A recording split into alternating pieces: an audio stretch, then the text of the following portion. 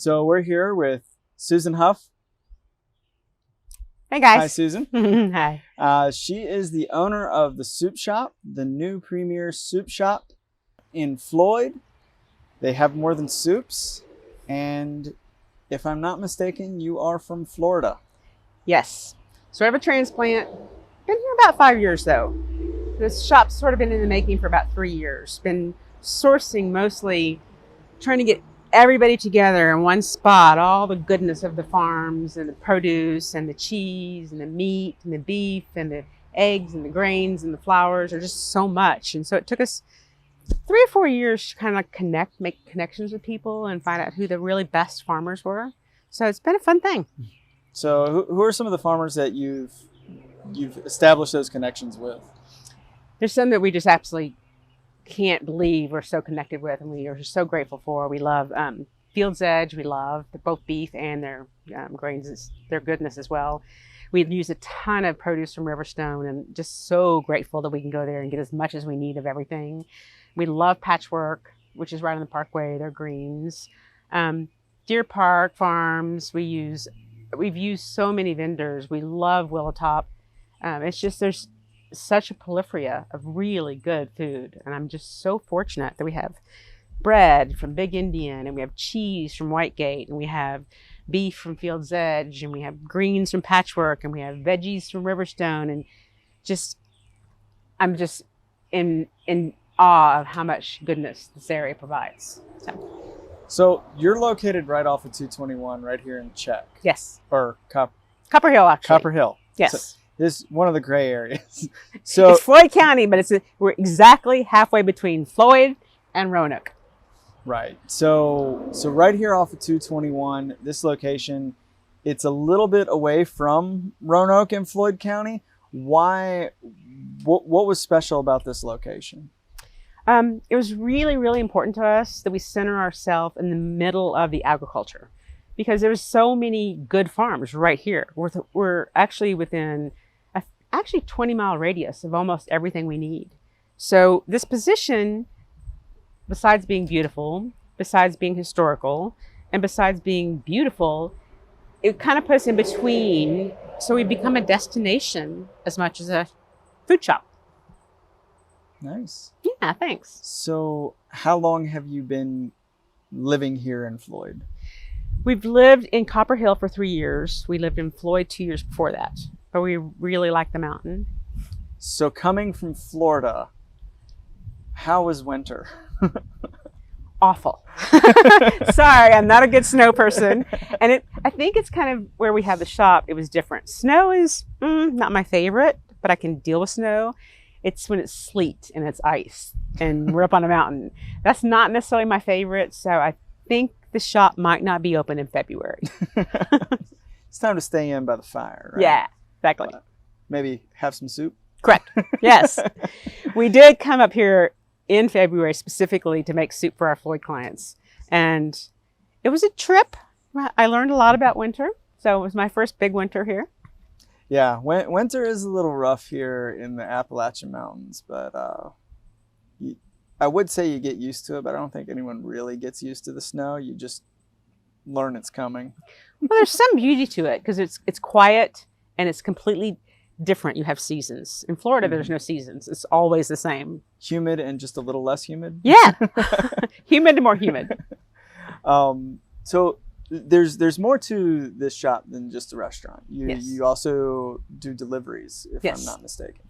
I deliver to Floyd twice a month, and I deliver to Bent Mountain once a month for the people who can't make the trip. And we have handicap access as well, because we really wanted everybody to be able to utilize the shop.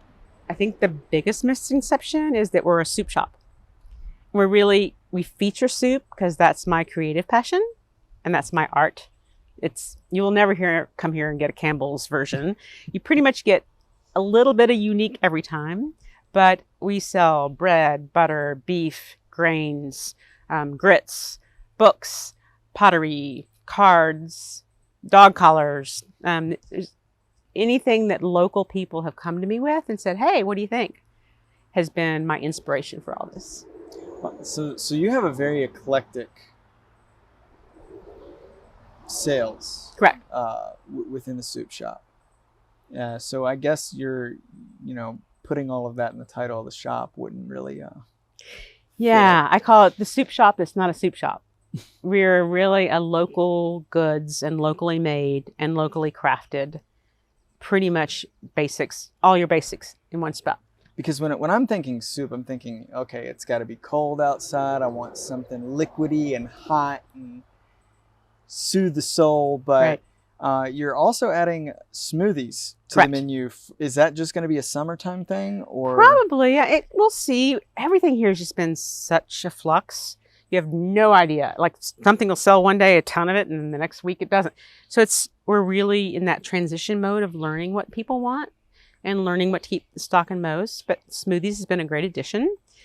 But I always tell people, like, your steak's hot, so soup is hot. It's no different. Yeah, this is true, but I can't imagine eating a cold steak. True. True. So other things that I've noticed on the menu were some wraps. Mm-hmm. And a lot of that is coming, so some of the greens in there, a lot of that is really coming from our local farms. The meat is from local farms. The bread is from all the big Indian bread. Yeah. Oh, wow. So with the wraps and everything, that is also a nice, you serve them cold. We serve them cold. We don't do any hot sandwiches. Yeah, so that is a nice cold food that we can have in the summer, especially when, June, July, August, and the beginning of September happen.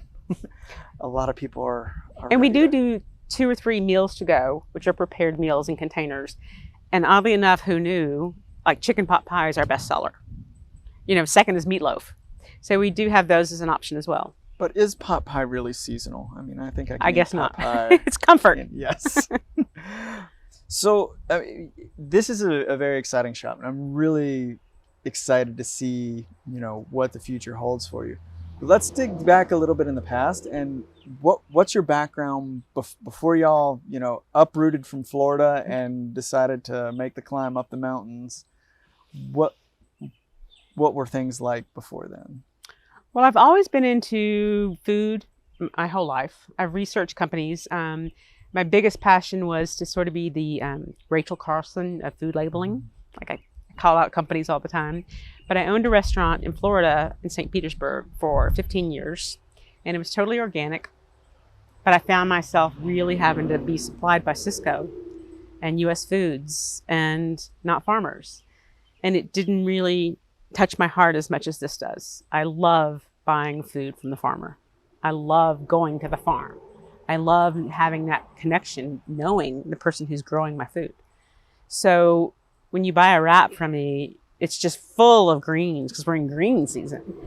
And I know what they're growing and when they're growing it, and they bring it to me. And it's just, so even though I've had the restaurant experience, this is a whole new experience for me.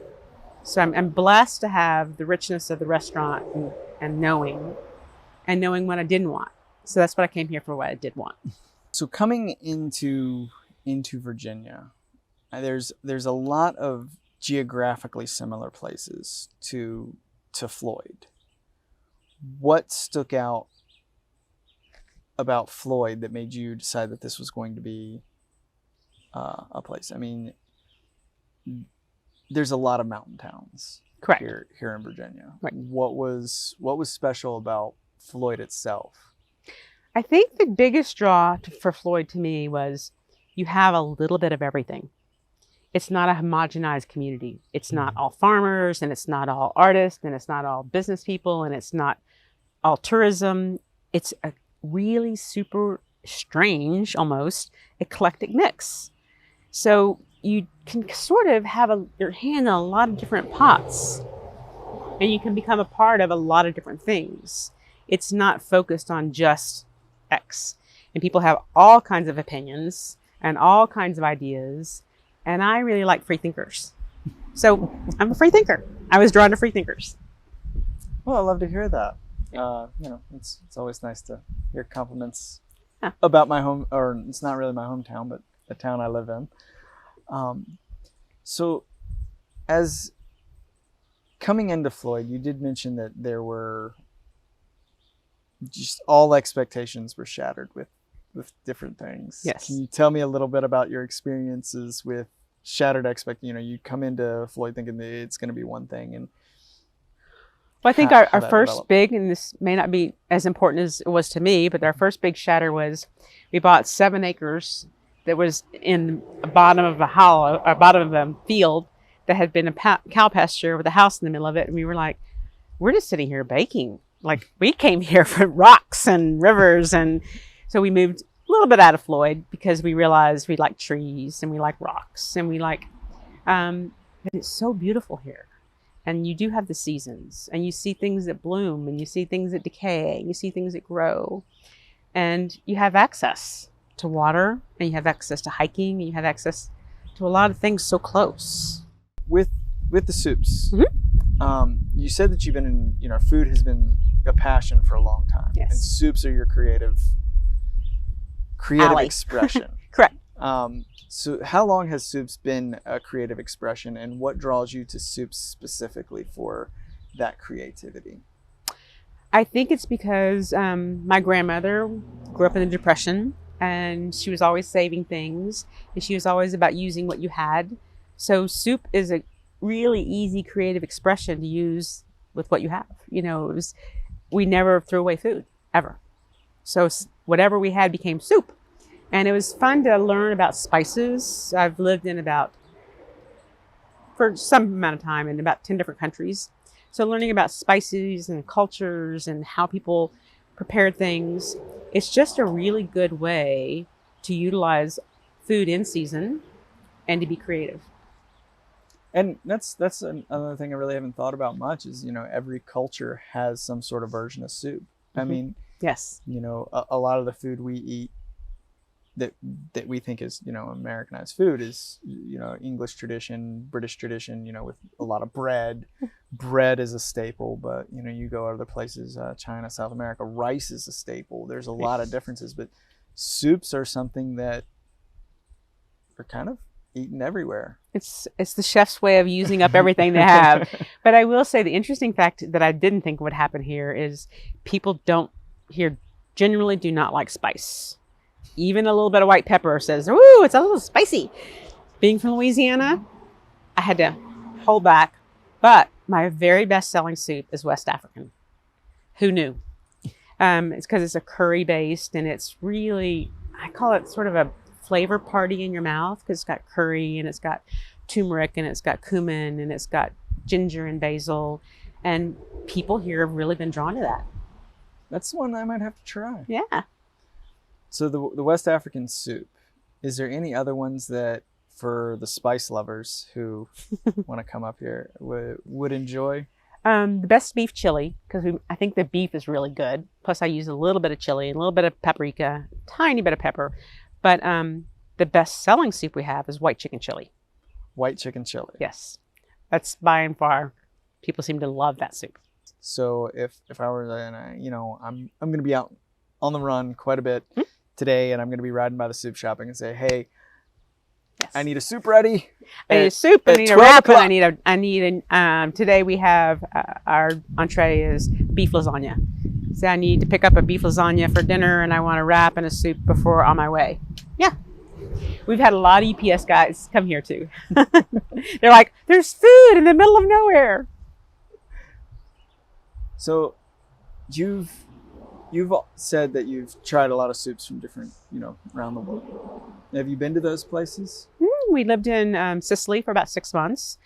We've lived in, I have had Lebanon for a while, lived in a lot of different places, and each place has their own set of spices and origins, and, Greece, it was a whole different thing. And so each place, and my stepfather was Swiss. So you get a little bit of French and you get a little bit of Swiss, and he was actually a chef in the White House.